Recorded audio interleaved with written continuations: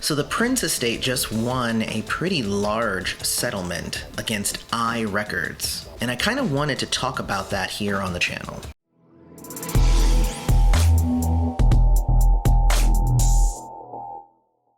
Hey everybody, welcome back to Prince's Friend. No green screen today, but we're still exploring music through Prince. So I think it was actually last week when this news was announced, but the Prince estate apparently started a lawsuit against I Records, who has been a big seller of posthumous Prince compilations. And I saw the news come up, I believe it was last week, so I was like, okay, well let's go ahead and discuss that a bit, because I feel like this judgment might bring up a larger discussion about bootlegs and possibly their place in the Prince community. And I know that a lot of people have spoken about the importance of bootlegs, but I also see where the estate is coming from. But first, let me cover the news first, I guess, and then we'll get into more of the commentary. Stemming from August 2018 against I Records has come to a close, with the Prince estate reportedly being awarded $7 million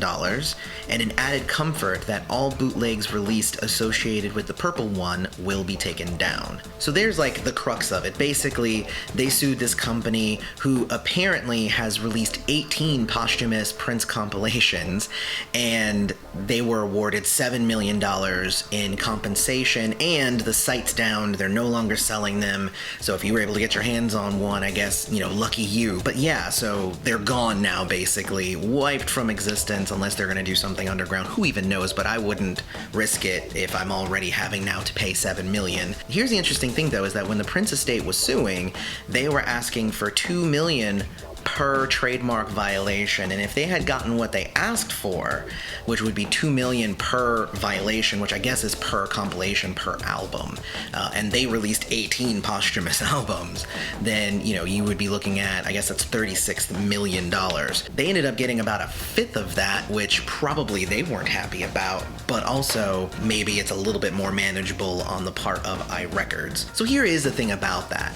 Obviously, I see one side of it. There's the Prince bootleg community. They have all of this stuff. They want to get it out there. And I've always been a proponent of, if I have something that you've never heard, then I'm going to be like, you need to listen to this and I'll send it to you. And if you have something that I've never heard, I kind of expect the same.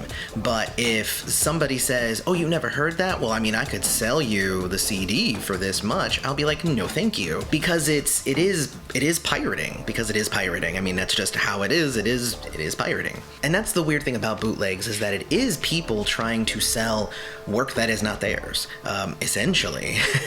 They might have spent a little bit of time photoshopping a CD cover or whatever, or like a little piece of an image, a JPEG that has, here are the songs on it and stuff like that, but they didn't record it, they weren't part of it, they weren't on the album. It's like, so really they're taking this material that is not theirs, packaging it and selling it, and that is pirating. Like, that is illegal to do. It's intellectual property, and that is just how it works. For instance, if somebody was to say, download a bunch of my episodes and then sell a DVD and say, like, this is the best of Prince's Friend, and I'm like, why? Huh? Wait. First off, why is anybody buying that? Second off, you're making money off of the work that I'm doing, and no, don't do that.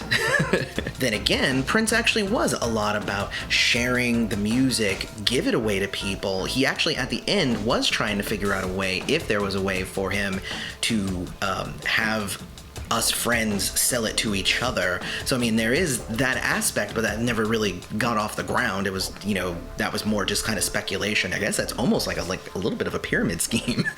A little bit of a multi-level marketing thing there. Well, I'm going to sell this to you. You can go sell it to a few more people, but I get a kickback on that. And it's like, oh, wait a minute, I don't know if I like that. But I also get it from a bootlegger standpoint, because not all bootleggers are out there trying to just make tons of money. Some bootleggers are in it for the collecting, and they do share it with other people, and I think that that's fine. I have a lot of bootlegs. I would never consider myself a bootleg person, but I have a lot of bootlegs that have been given to me. I would never think of selling those. And honestly, I feel like this is completely different than the other lawsuit against Ian Boxall for Deliverance, because that was something that he did work with Prince on, and according to him and Prince had an agreement that he would be able to eventually release it and all that stuff. I mean, so that's a whole other, question, because he at least had some sort of claim, like, because he was the producer and he was there and he worked with Prince on it, and that's why he had a copy of it. So that kind of makes sense. But a bootleg company selling posthumous Prince compilations, they are trying to make money that the estate obviously does. That's for the estate's money. And, the estate is taking a lot of care and making sure that they're making the right deals. These might be deals that not everybody agrees with, but they are the deals that the estate wants to make. And they're trying to, set out certain releases and stuff like that. Right, so far it's been 2 a year with some reissues in between. And to have somebody on the side just throwing a bunch of stuff together and selling albums themselves, basically it's the same thing that people used to get mad at Prince for doing in the first place, is that it's kind of diluting the market. If you're buying bootlegs over here, then, I don't know if you're more or less likely to purchase the official ones from the estate, but at the same time, I can see why the viewpoint would be that you would be less likely, even if it's not necessarily true, because there is that thing with pirating. There's a saying that if somebody is pirating your stuff, then they weren't a customer. You didn't lose that sale. That person was probably always gonna pirate that thing, and probably was never going to buy it. And there's also the thing, and this is actually something that Prince did back when Napster was out, was he leaked some of his own stuff, and then when people heard it, it made them go buy the album. And I know some people who literally will put their stuff out for free, in snippets or partial, and then that brings people in to buy the whole thing. So that is also something that can be done. But again, this iRecords company was not doing any of this in conjunction with the estate. They were literally just putting their bootleg stuff together and selling it, and I don't know if 7 million is a fair number.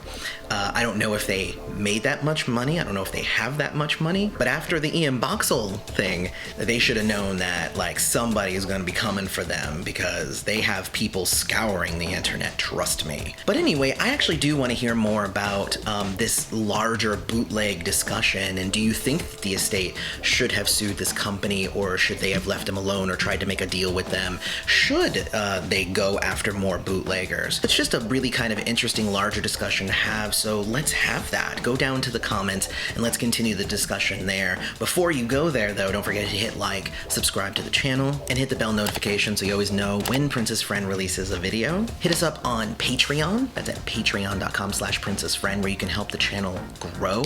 And as always, may you live to see the dawn. Love you all.